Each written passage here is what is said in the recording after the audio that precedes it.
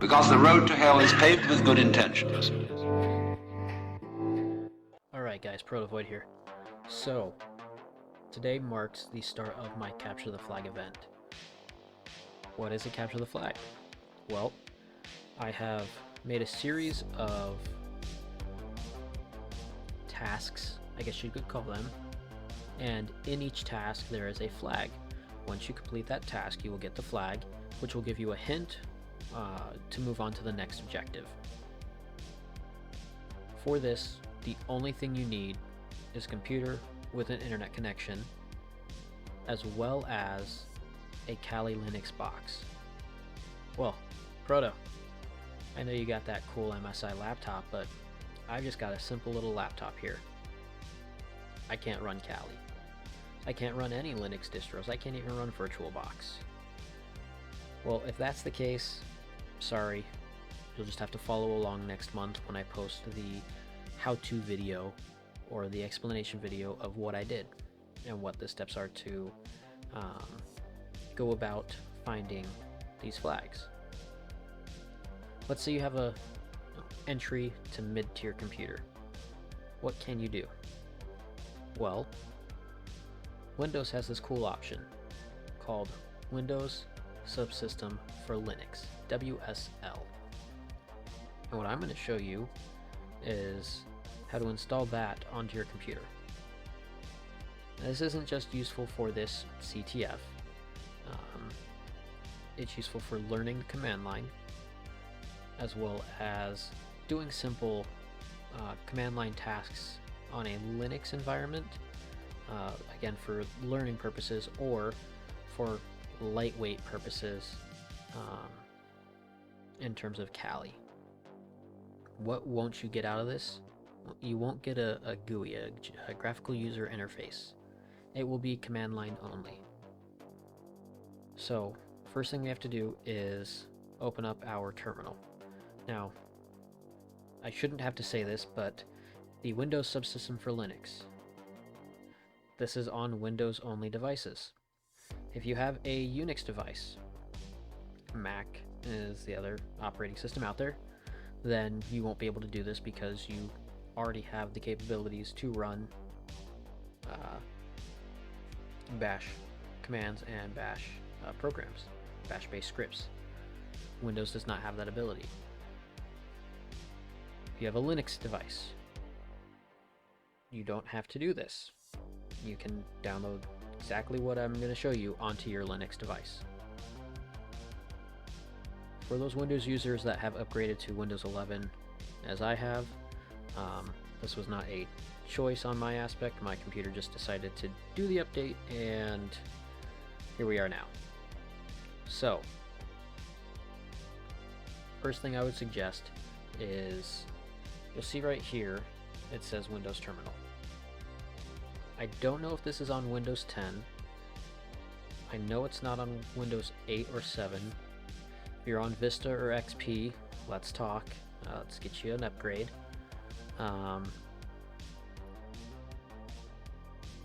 But there's a thing called Windows Terminal. It is a new, if I throw this over here, get rid of that for a second.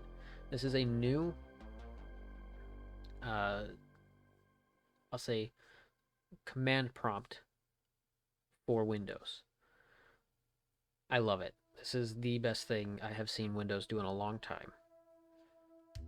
What's so special about it? Well, I can have multiple tabs open, so it's like running Terminator or any other CLI in Linux, and it's within the same program. I don't have to have a few different windows up.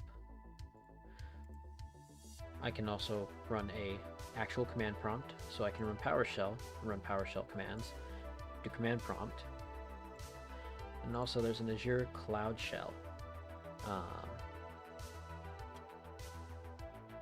So with that, we need to use the Windows PowerShell. Now you'll see I'm just a normal user. If you right click and on the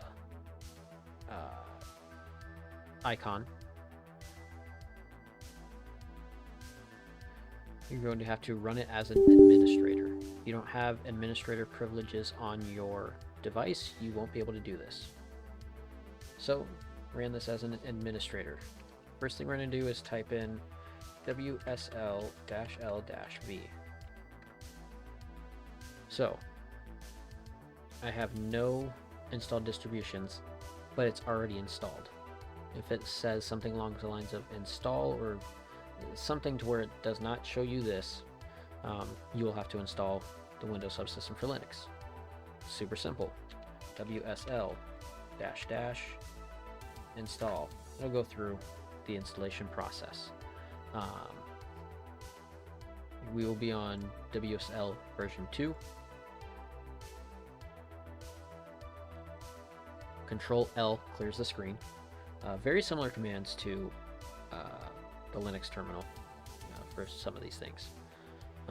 So once you do that, you can install both an Ubuntu. You can well, let me actually show you this. And if you have any other questions about the Windows Subsystem for Linux, I can't think of his name. Network Chuck created a video that goes over all of this, and it is extremely detailed and it's extremely awesome.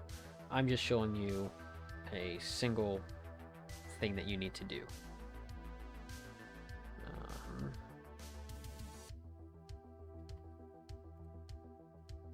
We go here. So I had to set that up.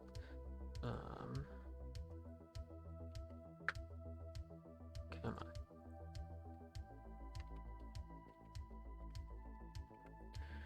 So once this page loads,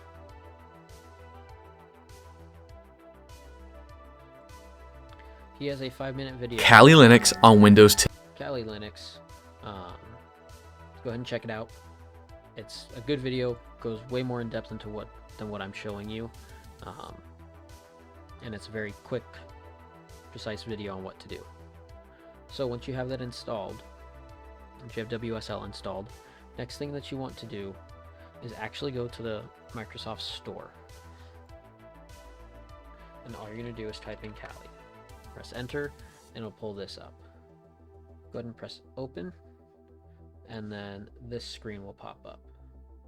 I've already installed it or downloaded this. So we need to enter a username. Has to be in lowercase.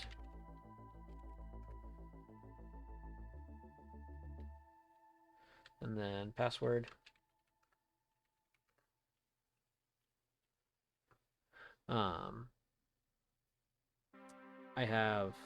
This is on a secondary account, so that's why you're seeing the errors. I have a second admin account that this doesn't have access to. So once you've done that, you can exit out of that. Remember how I said you can have multiple tabs open? Well, press this down arrow, go into settings, and if you go into the default terminal application, you can change this to Windows Terminal. Go and save it. And then if you go to profiles, you'll see defaults, and this will give you the ability to change the color scheme and things of that nature for it. Like the half dark, we'll go with that. Save that change. The advanced goes into a bunch of advanced things, and general is just general. But you'll see right here, Kali Linux. You can change the appearance and do specific advanced stuff there. So press the X there, down arrow, and you'll see Kali Linux here. Or what you can do, you should be able to type Kali, and that will change, or not change, but that will load the Kali Linux distro into that window that you're running. If you press the Windows key and type in Kali, it will actually pull up a little search box and have the Kali icon. And you can click that and open up one of these as well. So now you have a full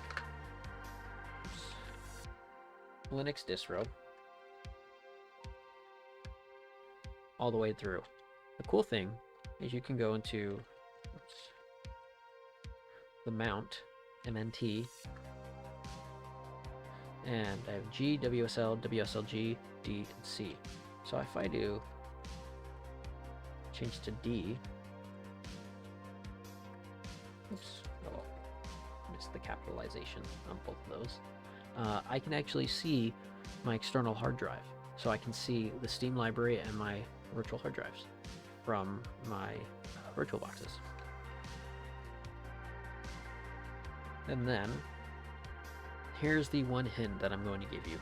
If you've had to watch this and you're not too familiar with Capture the Flags or things of that nature, here's your one helpful hint.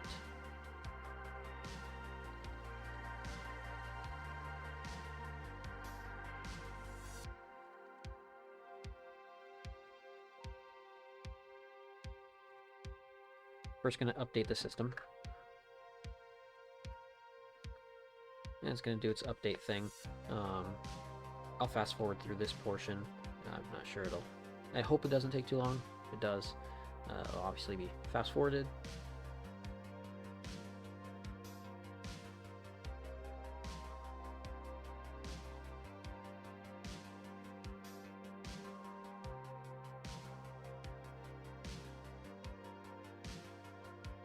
Alright, now that that's done, again, I wouldn't worry about any errors that you see on my end. It's not my actual account. I wanted to have this separate since it doesn't have my personal information showing when I log into the Microsoft Store and things of that. So we have everything updated. Now we just have to install one program. If I click into the window,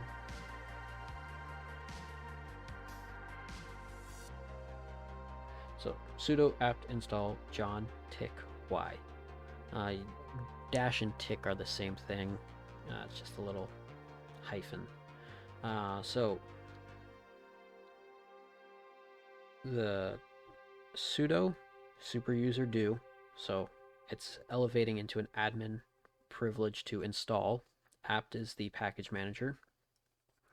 We're going to install John, and the dash y just means yes, I want to install this, and I don't have to sit there and press yes once it goes through, lists everything that it's going to install, and then ask, do you want to install this? Well, I want to make sure that it installs right away, and I don't have to press yes. It's just one less step that I have to do, because I can walk away, I can do whatever. Again, this shouldn't take too long. If it does, it'll fast forward. So, now we have this. Type in John.